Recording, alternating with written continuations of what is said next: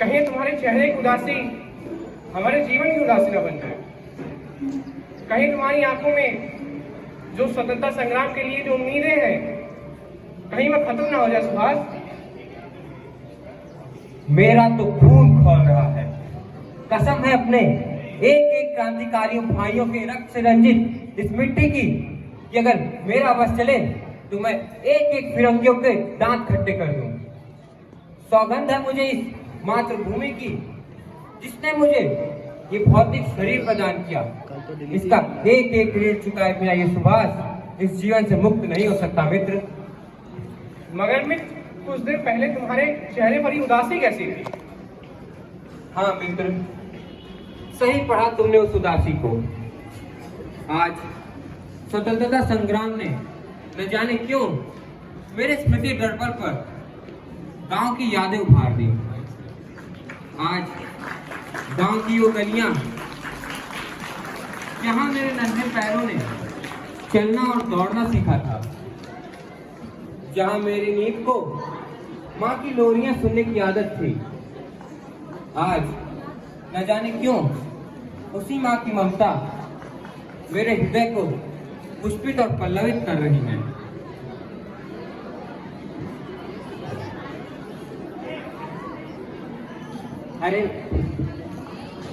अरे दोस्त तुम यहाँ, मैंने तुम लोग को कहाँ नहीं ढूंढा। क्या हुआ मित्र, बड़े चिंतित लग रहे हो? कहीं फिरंगियों को हमारे अगली रणनीति की खबर तो नहीं लग गई? नहीं मित्र, ऐसा कुछ भी नहीं है। गांव से तुम्हारा मित्र आया हुआ है। कौन? रामलाल? कहाँ है वो?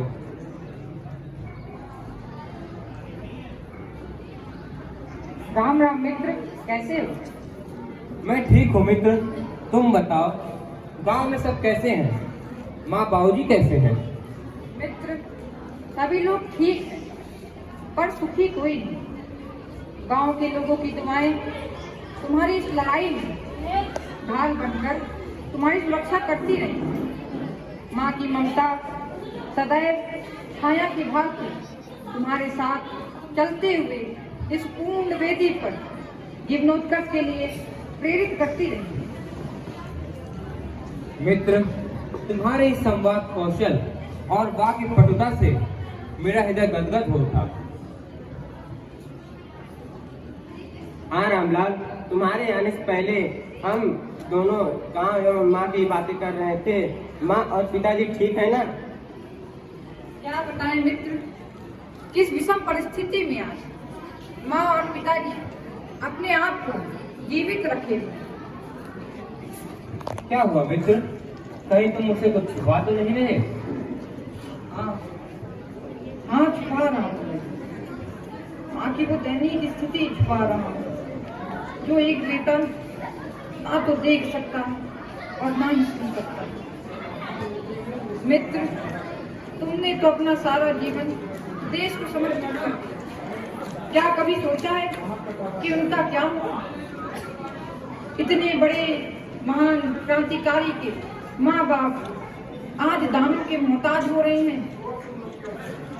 मित्र, क्या तुम एक ऐसा सुखद संवाद सुना रहे हो जो कि एक पुत्र कभी सुन नहीं सकता? नहीं मित्र, मैं सुखद समाचार नहीं सुना रही। मैं तो बस इतना ही कहने आया हूँ कि अपने कोष से कुछ पैसे गांव भेज दिया करो उनके जीवन निर्वहन के लिए। रामलाल, क्षमा करना मित्र, परंतु ऐसी कोरी कल्पित उम्मीद कभी इस पुत्र से मत रखना।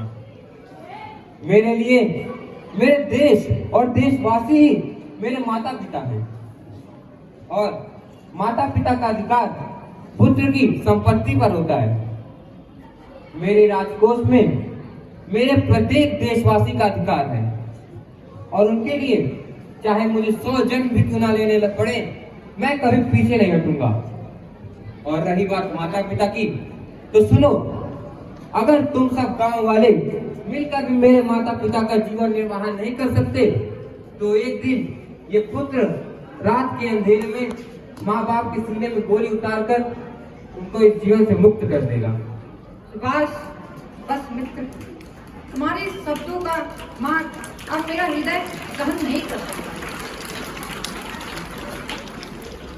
भारत माता की, भारत माता की, भारत माता की।